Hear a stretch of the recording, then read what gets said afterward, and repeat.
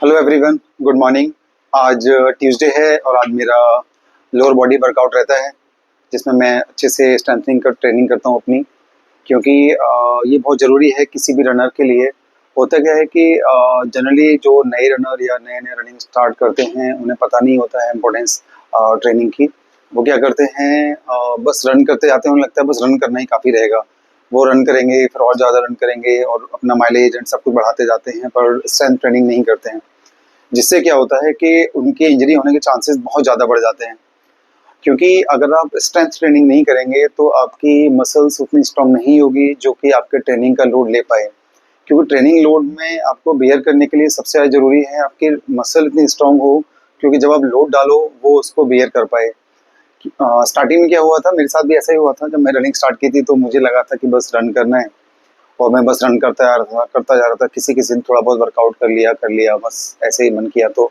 Otherwise बस ऐसे ही चल रहा है, कोई रूटीन नहीं था। 3 साल पहले की बात बता रहा हूँ मैं आपको।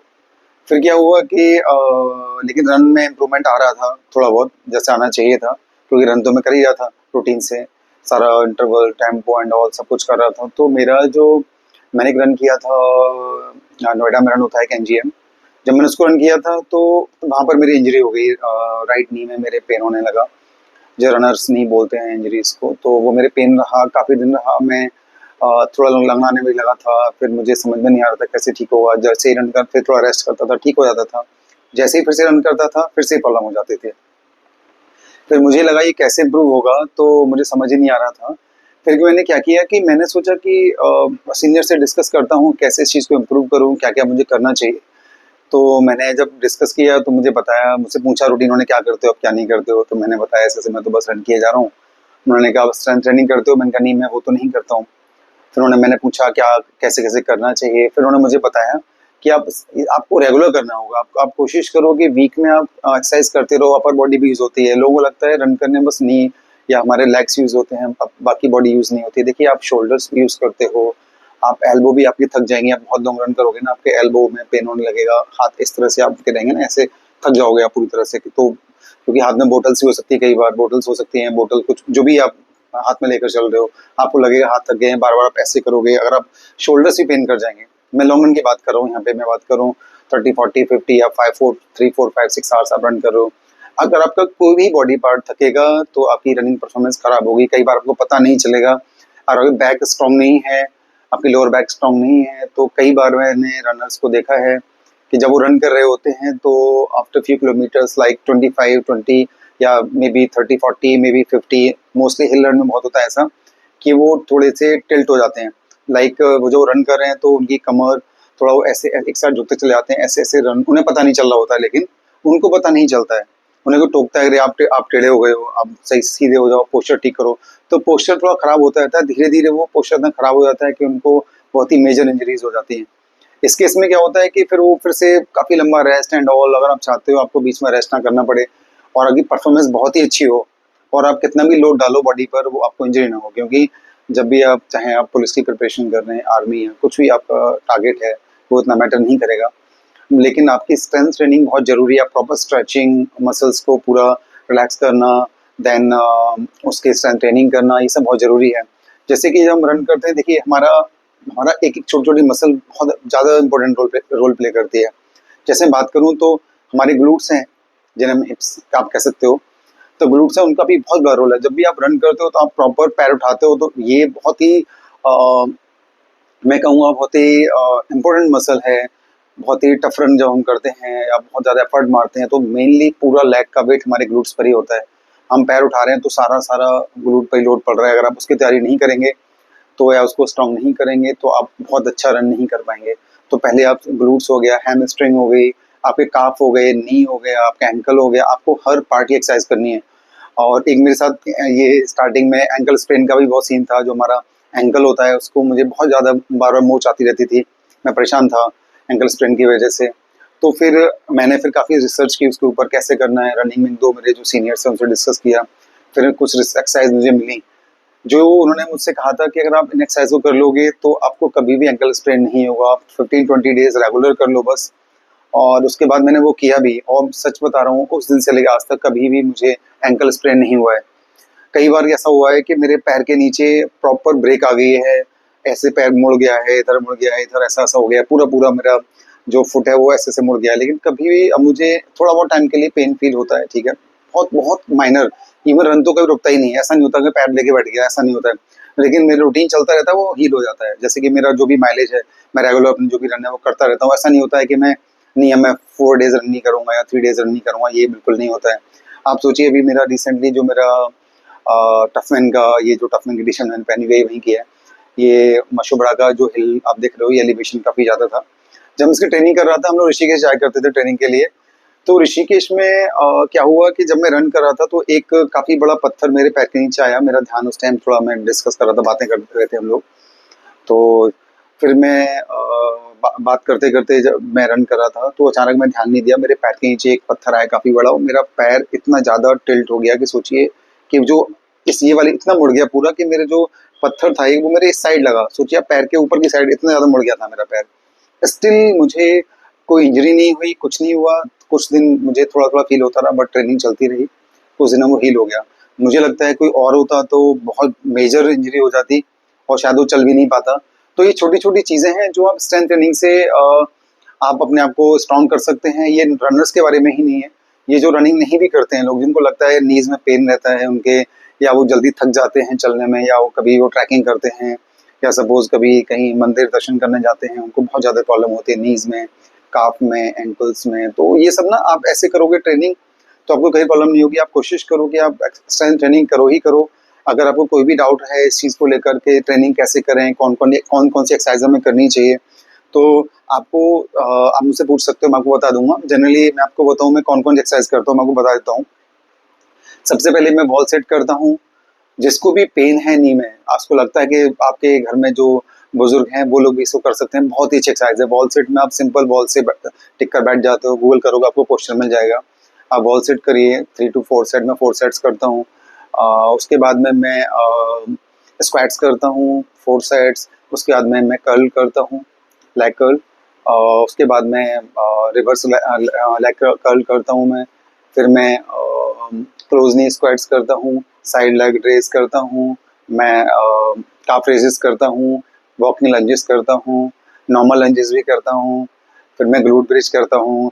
उसके बाद मेरा एरोप्लेन पोज में मैं चला जाता हूँ। उससे सारी मसल थोड़ी रिलैक्स हो जाती हैं, जो भी हमने स्ट्रेचिंग की है, जो भी किया है वो काफ़ी नॉर्मल हो जाती हैं। क्योंकि जब हम रन एक्सरसाइज करते हैं तो बहुत ज़्यादा उसमें मसल बहुत कैसे तो हार्ड हो जाती है, थोड़ी सी जब है ना पंप हो गई है वो। फिर हम थोड़ा उसे रिलैक्स करने के लिए हल्की स्ट्रेचिंग करते हैं तो थोड़ा नॉर्मल हो जाएगी। तो यही है कि जब भी आप रन की तैयारी कर रहे हो तो आप स्ट्रेंथ ट्रेनिंग को रेगुलर लेकर चलो। 2-3 डेज वीक में करो आप, थोड़ी थोड़ी मोबिलिटी एंड ऑल सब कुछ आप लेकर चलो। अगर आप नहीं करोगे तो आपको इंजरी होने के चांसेस बहुत ज़्यादा बढ़ जाएंगे। क्योंकि देखिए, एक बहुत सिंपल सा फंडा बताता हूँ। रनिंग एक तरह का कार्डियो है जो मसल को एक तरह से आपकी आप कैसे बोलते खा रहा है। आपकी बॉडी में वेट है, आपका फैट तो जा ही रहा है, नो डाउट, फैट तो आपको रनिंग में जा ही रहा है, लेकिन आपकी जो रनिंग है वो आपकी मसल्स को भी खा रही है अलोंग विद आपकी फैट। तो अब मसल भी जा रही है आपके साथ साथ। तो अगर आप बहुत लॉन्ग टाइम रन करते जाएंगे ना तो आपको लगे आप स्ट्रॉन्ग होने की बजाय वीक हो जाएंगे। तो छोटे रन की बात अलग है, 2-3 किलोमीटर आप करते हो, इट्स ओके, कोई प्रॉब्लम नहीं है। लेकिन जब आप लंबे रन करोगे, आप सोचो 20-25 किलोमीटर में करूँ विदाउट ट्रेनिंग, तो आप फील करोगे कि आपकी मसल वीक हो गई है बजाय स्ट्रॉन्ग होने के। स्टार्टिंग में आपको लग सकता है, आपको लगेगा कि आपका लाइक मैं बात करूँ लंग से स्ट्रॉन्ग हो गए हैं, आपका हार्ट स्ट्रांग हो गया है, आपकी रनिंग परफॉर्मेंस लाइक आप जल्दी थक नहीं रहे हो, ये सब आपको फील हो सकता है। बिकॉज ये पार्ट है, आप ये आपके लंग्स के बारे में है, ये आपके हार्ट के बारे में है कि आप ठीक है, आप रेगुलर कार्डियो कर रहे थे, रन कर रहे थे, ऑब्वियसली स्ट्रांग होगा। बट मैं बात करूँ आपकी मसल्स की, मैं बात करूँ लेग्स की या अदर बॉडी पार्ट्स की, तो वो आपके वीक हो रहे हैं डे बाई डे। क्योंकि आप रन कर रहे हो, आप रेगुलरली रन कर रहे हो, आपकी बॉडी से फैट के साथ मसल्स भी कम होती आ रही हैं, तो आपको इंजरी होने के चांसेस बढ़ ही जाएंगे।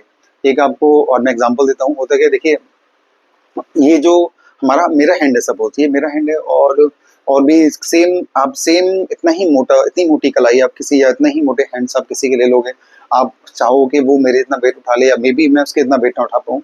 क्योंकि जो उसके हाथ में जो मसल है, मसल का मतलब ये नहीं है मस्कुलर बहुत ज्यादा डोले शोले आपके दिख रहे हैं। इट्स अबाउट कि जो अंदर जो आपके फैट कितना है। देखिए मेरी जो आप देख खाल देखिए, ये कितनी पतली है, जनरली आप यहाँ पर पकड़ के देखेंगे ना जनरली लोगों के, तो कितना फैट है आपको पता चल जाएगा। तो जनरली इससे पता चलता है कि कितना फैट आपके अंदर है। तो मसल कम होगी तो आपके अंदर स्ट्रेंथ भी कम होगी। आप जो भी चीज उठाते हो, देखिए बोन्स तो अपनी जगह है ही है, बोन्स तो सबकी ऑलमोस्ट सेम ही है, बहुत ज्यादा डिफरेंस नहीं है। बट जब आप कुछ उठा रहे हो, कोई पुल कर रहे हो, आप रन कर रहे हो, तो आपको मुझे हाथ अपना ऐसे मोड़ना है, ऐसे बैंड करना है, कुछ भी वेट उठाना है, तो सारा का सारा काम मसल का है कि उसको बैंड करना, उठाने की कोशिश करना। और जितनी स्ट्रांग मसल होगी उतना ही इजीली वो उसको उठा पाएगा। अदरवाइज वो जबरदस्ती आप कोशिश करोगे, बोन भी गड़बड़ हो सकती है। जो कहते हैं ना घुटने घिस गए हैं, मेरे नी में पेन रहता है, और कुछ भी इस तरह का डॉक्टर कहने लग जाते हैं। झूठ तो गलत तो नहीं कहते हैं वो, लेकिन हाँ कि वो नी में उनके क्या कहते हैं ग्रीस खत्म हो गया है, ऐसे ऐसे डॉक्टर के बातें कहने लग जाते हैं देसी लैंग्वेज में, इंडियन लैंग्वेज में, जो समझाने के लिए। तो ये सब है कुछ नहीं, ये वही आपकी मसल्स वहाँ पर इतनी वीक हो गई हैं जो उसको स्ट्रेंथ नहीं दे पा रही हैं। अगर आप प्रॉपर एक्सरसाइज करेंगे तो आपका जो भी जॉइंट्स हैं वो हेल्दी रहेंगे, उन पर लोड ही नहीं पड़ेगा। आप समझ रहे हो ना, जैसे मैंने कहा मेरी मसल्स सपोज बहुत अच्छी हैं हाथ की, मैं को वेट उठाऊंगा तो सारा का सारा लोड मसल पर है। और मसल एक ऐसी फ्लेक्सिबल चीज है जो आप आराम से गेन कर सकते हो, और उसको कुछ नहीं होता है।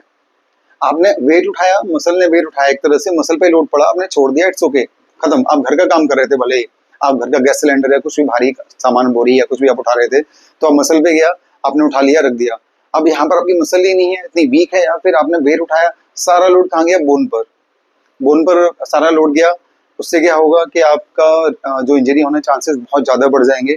आपके जो सेम रनिंग में भी है, आप जैसे ही आप कोई भी लोड डालोगे, आप हिल ट्रेनिंग करोगे या बहुत ज़्यादा इंटेंस वर्कआउट, आप इंटरवल्स रन करोगे या कुछ और लंबा टेम्पो रन प्लान करोगे या लॉन्ग रन भी प्लान करोगे, तो आपकी बॉडी पर, आपकी बोन्स पर ही सारा लोड पड़ेगा।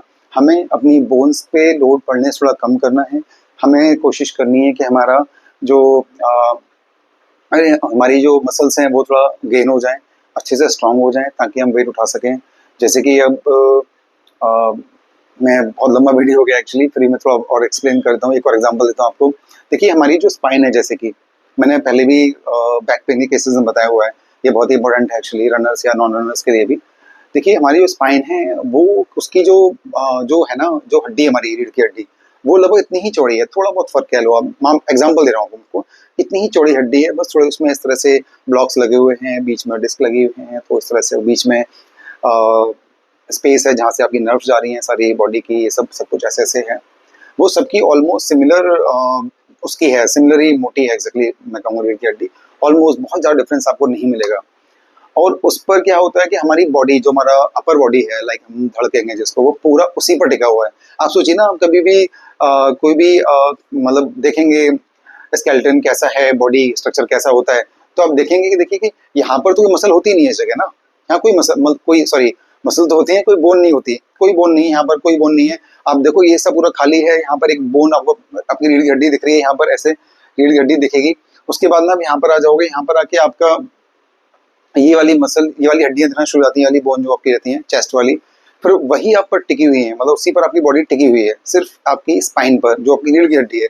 अगर आप उसको ही स्ट्रेंथ नहीं देंगे, देखिए यहाँ पर आपकी जो मसल है, आपकी बोन को किसने रोक के रखा हुआ है, आपकी मसल्स ने रोक के रखा हुआ है। आपकी रीढ़ की हड्डी जो पूरा जो धड़ है उसका वेट मसल्स ने संभाला हुआ है।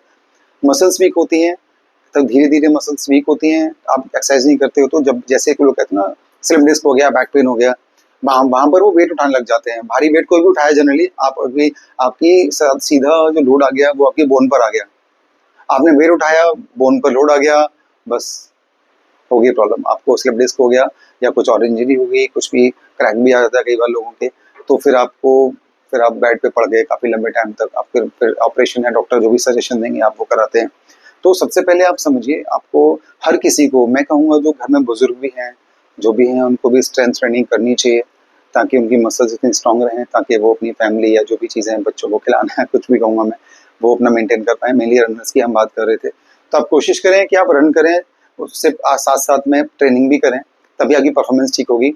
और कोई भी क्वेश्चन है आपका, कौन सी एक्सरसाइज, डाइट वाइट जो भी आप पूछना चाहते हैं, आप क्वेश्चन कमेंट करके पूछ सकते हैं। और चैनल को सब्सक्राइब कर लो प्लीज़, क्योंकि इससे थोड़ा मोटिवेशन मिलेगा मुझे, ताकि मैं और भी लोगों को गाइड कर सकूँ और अपना एक्सपीरियंस शेयर कर सकूँ, कैसे कैसे आप इम्प्रूव कर सकते हो। Thank you everyone, thank you.